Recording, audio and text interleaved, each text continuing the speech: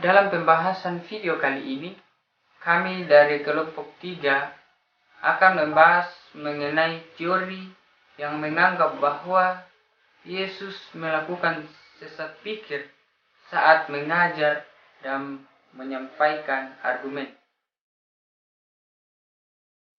Namun sebelum kami menyampaikan materi kami, adapun anggota kelompok kami terdiri dari 13 orang.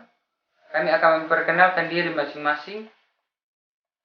Nama saya Nober Patongloan dengan NIRIM 2020175238. Kenalkan, nama saya Jelita Pasombo, kelas J Teologi Kristen, NIRIM 20-2016-4650. Saya Irene Dian Situru dengan NIRIM 2020175232. Nama saya Restifani Cahyami, NIRIM 2020175241. Nama saya Satriani Syama, kelas I Teologi Kristen, NIRIM 20-2016-4890.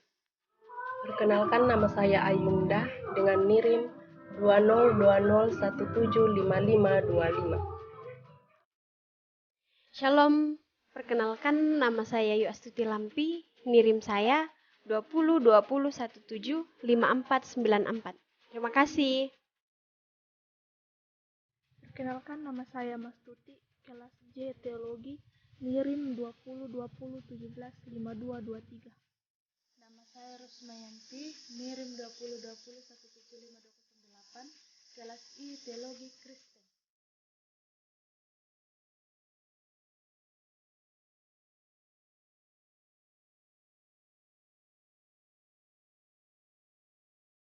Perkenalkan, nama saya Florin Alvareza, NIRIM 2020175495. Nama saya Srita Omega Moni, NIRIM 2020175224. Dalam pembahasan kali ini, kita akan melihat mengapa orang Kristen wajib berapologetika. Karena selalu diperhadapkan dengan orang-orang yang mempertanyakan tentang iman kepercayaan mereka, serta alasan mereka mengapa mereka mempercayainya. Dalam 1 Petrus 3 ayat 15, dalam teks aslinya pertanggungan jawab yang berasal dari bahasa Yunani apologia. Apologia yang artinya pembelaan. Dari akar kata inilah muncul sebuah istilah apologetika. Apologetika yang berarti pembelaan iman berdasarkan pola pikir yang sistematis. Apologetika berarti pembelaan iman. Pembelaan iman berdasarkan pola pikir yang sistematis. Maka dari itu, Alkitab sebagai firman Tuhan yang kita jadikan sebagai fondasi di dalam pembelaan iman kita. Sebelum kita melangkah lebih jauh, memberikan pembahasan mengenai upaya apologetika yang diberikan terhadap teori yang mengatakan bahwa Yesus melakukan sesat pikir ketika Yesus mengajar dan menyampaikan argumen. Hal pertama yang harus kita ketahui adalah apa itu apologetika. Kita tidak dapat memberikan apologetika terhadap sesuatu, tetapi kita tidak mengerti apa itu apologetika. Oleh karena itu, dalam pembahasan ini kami dari kelompok akan menyajikan beberapa pengertian apologetika. Yang pertama, kita melihat dari Kamus Besar Bahasa Indonesia, di mana apologetika disebutkan sebagai uraian secara sistematis untuk mempertahankan ajaran. Sedangkan berdasarkan Kamus Teologi, apologetika merupakan upaya pembelaan keyakinan Kristiani, baik itu mengenai Allah, baik itu mengenai gereja, ataupun tujuan hidup manusia secara ilmiah yang ditujukan kepada pemeluk agama lain atau orang-orang yang berada di luar Kristen, ataupun ditujukan kepada komunitas Kristen yang lain, ataupun juga ditujukan kepada anggota dari komunitas Kristen atau orang-orang Kristen biasa yang sifatnya ragu-ragu terhadap keyakinan itu dan ingin mengerti bahwa iman mereka dapat dipertanggungjawabkan. Selain itu, kita juga dapat mengerti tentang apa itu apologetika berdasarkan kamus Yunani, di mana apologetika ini dalam kamus Yunani disebut sebagai apologia. Apologia yang berarti pembelaan. Di dalam Alkitab, kita dapat menemukan kata apologia ini sebanyak 8 kali. Misalnya dalam Kisah Para Rasul pasalnya yang ke-22 ayatnya yang pertama, Kisah Para Rasul pasalnya yang ke-25 ayatnya yang ke-16, 1 Korintus 9 ayatnya yang ketiga, 2 Korintus 7 ayatnya yang ke-11, Filipi pasalnya yang pertama ayatnya yang ke-7 dan ke-16, 2 Timotius pasal 4 ayatnya yang ke-16, dan juga dalam 1 Petrus 3 ayatnya yang ke-15. Kita juga dapat melihat kata kerja dari apologetika ini dalam bahasa Yunani, yaitu apologiomai. Apologiomai yang artinya membela. Dalam Alkitab, kata membela atau apologiomai dapat kita temukan sebanyak 10 kali. Berdasarkan pada pengertian-pengertian ini, maka dapat disimpulkan bahwa apologetika yaitu upaya pembelaan iman Kristen kepada orang lain yang mempertanyakan iman Kristen itu sendiri, baik kepada orang-orang yang berada di luar iman Kristen atau pemeluk agama lain, maupun dari orang Kristen sendiri yang ragu-ragu terhadap ajaran iman Kristen itu.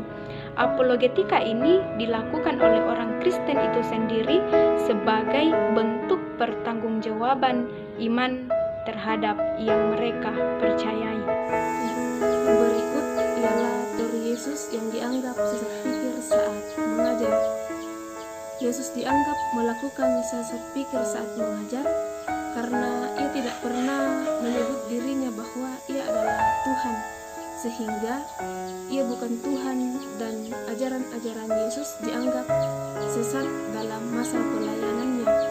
Bahkan Remarus mengatakan bahwa Yesus bukanlah ilahi sebab dia hanyalah tokoh Yahudi yang mati dalam kegagalan di tengah para penguasa politik Romawi, dan ia menyebutkan bahwa murid-muridnya pun hanya menyebutnya sebagai pahlawan nasional dan juru selamat bagi bangsa Yahudi yang bangkit dan dipercayai naik ke surga untuk menyiapkan dunia bagi saat akhir.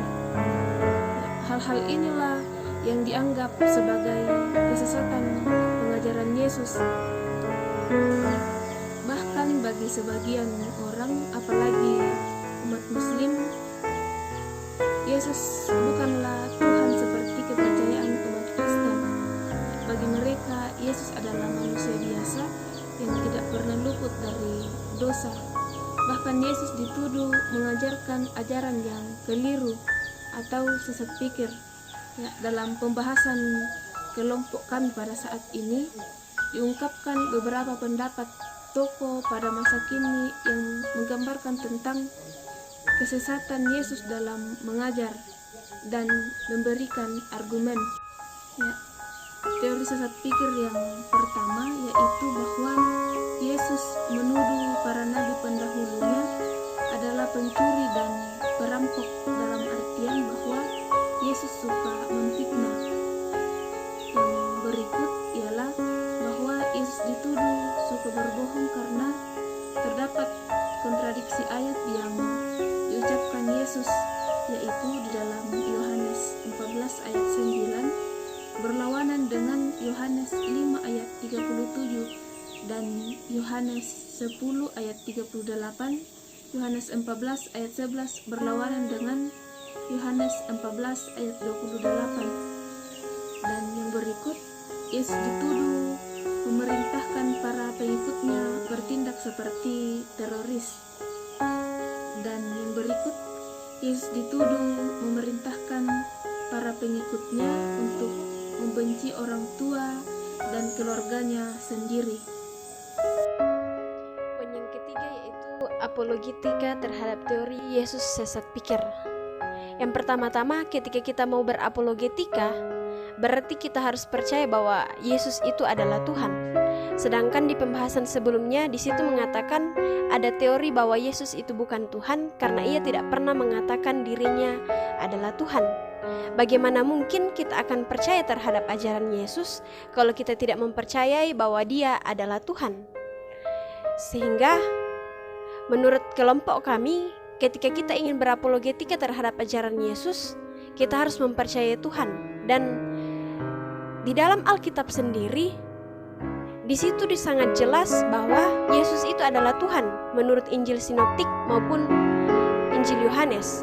Di dalam Lukas pasal 22 ayat 70, Yohanes pasal 8 ayat 58, Matius 4 ayat 1 sampai 6, Matius 16 ayat 16, Matius 15 ayat 22, Matius 27 ayat 54. Di situ sangat jelas bahwa Yesus itu adalah Tuhan. Bahkan ada dua tokoh yang mengungkapkan di sini tentang ketuhanan Yesus. Yang pertama itu Bart Larson menyatakan hanya Allah sajalah yang dinyatakan dalam Alkitab bersifat kekal. Begitupun Yesus di dalam Alkitab bahwa ia adalah kekal sama seperti Allah. Menurut William Berkeley menyatakan bahwa Yesus tidak dibatasi oleh waktu dan itu sangat jelas bahwa ia adalah Tuhan. Dan ketika kita ingin berapologetika terhadap ajaran Yesus yang dibahas di dalam bagian B, di situ dikatakan bahwa Yesus suka menfitnah dan suka menuduh. Padahal sangat jelas bahwa Yesus tidak menuduh, tetapi ia berbicara sesuai dengan fakta, di mana nabi-nabi palsu yang dimaksudkan dalam tuduhan itu adalah mereka yang belum diutus tetapi mereka sudah menyampaikan firman dan menyesatkan banyak orang. Bahkan setiap ungkapan-ungkapan Yesus yang disampaikan di dalam Alkitab di situ sangat jelas dan dapat kita baca di dalam Injil Sinoptik maupun Injil Yohanes beberapa hal yang mungkin di Injil lainnya di situ dikatakan bahwa Yesus mengajarkan hal yang sesat tetapi dilengkapi di dalam Injil-Injil yang lainnya. Dari pemaparan kelompok kami kelompok memberi sebuah kesimpulan bahwa upaya yang dilakukan untuk mempertahankan suatu ajaran dan kepercayaan itu dengan menunjukkan kebenaran yang sesungguhnya. Sehingga berapologetika adalah hal yang sangat penting bagi orang Kristen karena setiap orang Kristen diperintahkan untuk membela iman. Karena dengan berapologetika, yang pertama, kita mampu mengenali iman. Yang kedua, kita mampu menjawab kesan buruk yang telah diterima oleh kekristenan, baik dalam media maupun dalam budaya yang ada. Yang ketiga, mampu mengefektifkan penginjilan.